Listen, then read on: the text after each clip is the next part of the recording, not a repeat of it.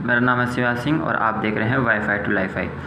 Student, आज का जो टॉपिक है वो है properties of ethanol and ethanoic acid, जो chapter number 4 carbon and its compound class 10th की टॉपिक है।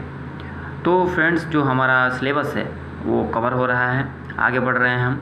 और आप मेरा कोई भी वीडियो देखेंगे तो उसमें कंप्लीट नोट्स दिए गए हैं, ठीक है ना। तो आप हर वीडियो से अपना नोट्स साथ ही साथ वीडियो को अच्छी तरह से समझ सकते हैं।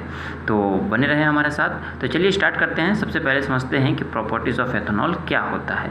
सबसे पहले, it is liquid at room temperature.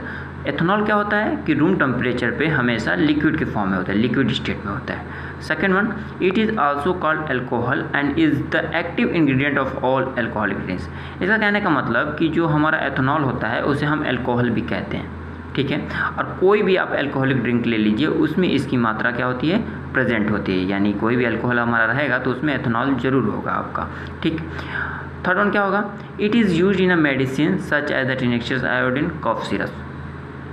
यानी हम एथेनॉल का इस्तेमाल मेडिसिन के फॉर्म में इस्तेमाल करते हैं, ठीक है ना। उसको मेडिसिन, कई तरह की मेडिसिन आती हैं जिसमें इसका हम इस्तेमाल करते हैं। जैसे मान लीजिए कफ सिरप, तो कफ सिरप में एथेनॉल की मात्रा ज़रूर होती है। इसीलिए यदि ज़्यादा मात्रा में, अधिक डोजेज़ में अगर हम सिरप का इस्तेमाल कर लेते हैं तो थोड़ा सा बॉडी कंट्रोल में नहीं रहती है, ठीक है ना। इसीलिए इसे भी एक लिमिटेड अमाउंट में डॉक्टर से एडवाइस जितना होता है उससे हम इसका इस्तेमाल करते हैं। दूसरा ये भी होता है कि जो टिनेक्चर आयोडीन, जो कि एक होम्योपैथिक दवा है, उसमें जो मेन पार्ट होता है दवा का, उसे हम डिज़ोल्व करने के लिए एथेनॉल का इस्तेमाल करते हैं। इसीलिए मैंने लिखा है कि गुड सॉल्वेंट, मेडिसिन के फॉर्म में, ठीक है ना। अब देखते हैं कि एथेनॉल के केमिकल रिएक्शन किस तरह से होते हैं, ठीक है ना। ये तो हमने ये प्रॉपर्टी पढ़ ली, फिजिकल प्रॉपर्टी। अब समझते हैं कि यदि केमिकल प्रॉपर्टी में किस तरह का रोल प्ले करता है।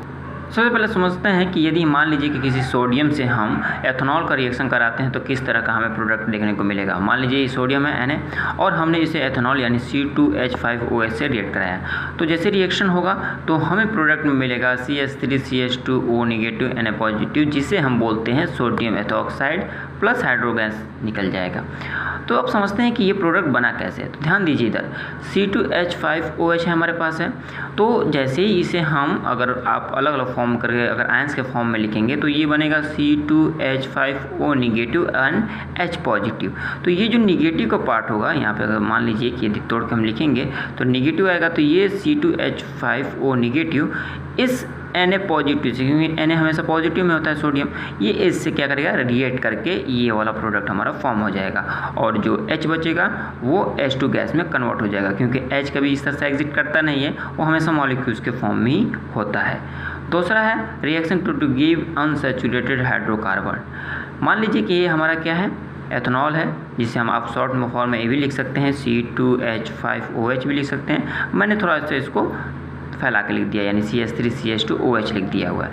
यदि हम इसे हॉट कंसनट्रेटेड H2SO4 के प्रेजेंस में रिएक्ट कराते हैं तब तो हमारा क्या होगा, ये अनसैचुरेटेड हाइड्रोकार्बन बन जाएगा। अनसैचुरेटेड मतलब ये डबल बॉन्ड में चेंज हो जाएगा और साथ ही साथ हमारा क्या हो जाएगा, वाटर बन जाएगा हमारे साथ। अब देखते हैं कि रिएक्शन होगा कैसे।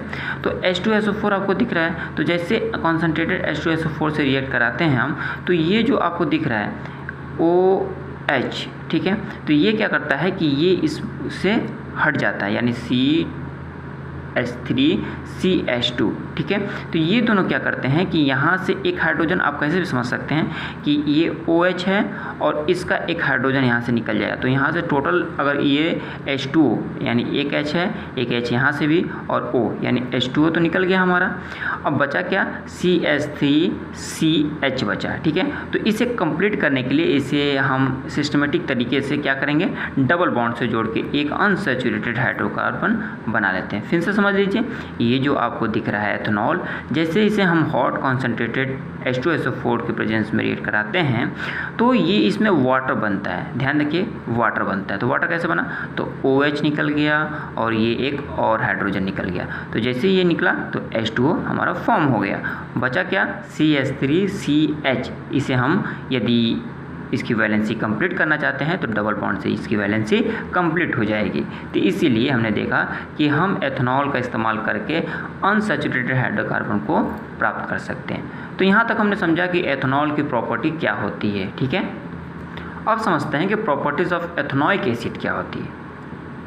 पहला पॉइंट है also called as acetic acid use in a pickles. इसका मतलब जो एथेनॉइक एसिड होता है हम उसे एसिटिक एसिड भी कहते हैं, जिसको हम पिकल्स के फॉर्म में, प्रिजर्वेटिव के फॉर्म में इस्तेमाल करते हैं। ठीक है, दूसरा है MP, दैट मीन्स ये मेल्टिंग पॉइंट है, is 290 kelvin, hence freeze in a winter season. कहने का मतलब कि जो हमारा एथेनॉइक एसिड होता है उसका मेल्टिंग पॉइंट 219 केल्विन होता है और हम इसे विंटर के सीज़न में ये फ्रीज हो जाता है। ठीक है ना।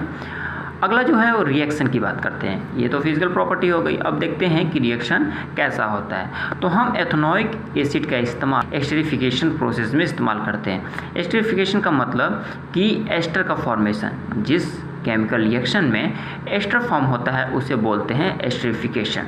देखते हैं किस तरह से। हमने क्या लिया हुआ है, CH3COOH, यानी क्या मतलब ये है क्या हमारा एथेनॉइक एसिड है। क्या है, एथेनॉइक एसिड।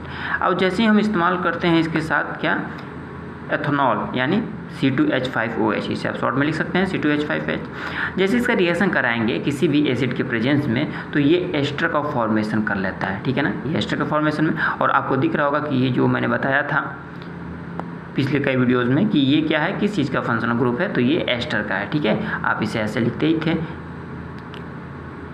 और ये अल्काली ग्रुप लगा होता है। ठीक है, तो यहाँ पे ये अल्काली ग्रुप लगे हुए हैं। तो इस तरह से क्या होता है कि जब हम एथेनॉइक एसिड और एथेनॉल को मिलाते हैं तो हमारा एस्टर फॉर्म हो जाता है, साथ ही साथ H2O निकल जाता है। अब दूसरा रिएक्शन देखते हैं।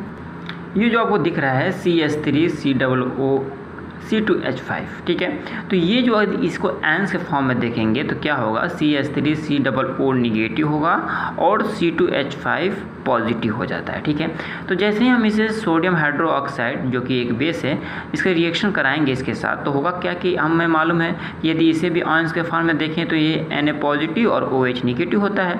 तो होगा क्या कि CH3COO और ये निगेटिव पार्ट जो है, निगेटिव आयन इस पॉजिटिव आयन के अट्रैक्ट कर लेगा। तो होगा क्या, CH3COO और Na पॉजिटिव, ये हमारा प्रोडक्ट बन जाएगा। और बचेगा क्या, C2H5 जो कि यहाँ पे आपका पॉजिटिव है, तो इस निगेटिव यानी OH के साथ रिएक्ट करके क्या बना लेगा, C2H5OH बन जाएगा। क्लियर, किस तरह से रिएक्शन हुआ इसे भी आपने समझा।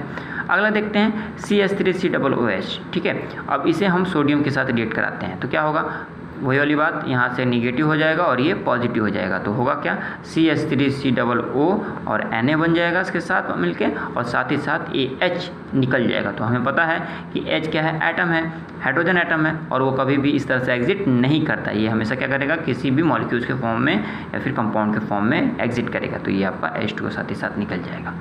अगला है CH3COOH, यानी हम इसे यदि जो हमारा एथेनॉइक एसिड है इसे हम यदि सोडियम कार्बोनेट के साथ रिएक्ट कराते हैं तो क्या बनेगा, तो ये CH3COO यानी जो निगेटिव पार्ट होगा हमारा, निगेटिव आयंस, वो Na पॉजिटिव जो हमारा सोडियम है इस कंपाउंड का, इससे रिएक्ट करा के CH3COO Na बन जाएगा और साथ ही साथ वाटर और कार्बन डाइऑक्साइड हमारा निकल जाएगा।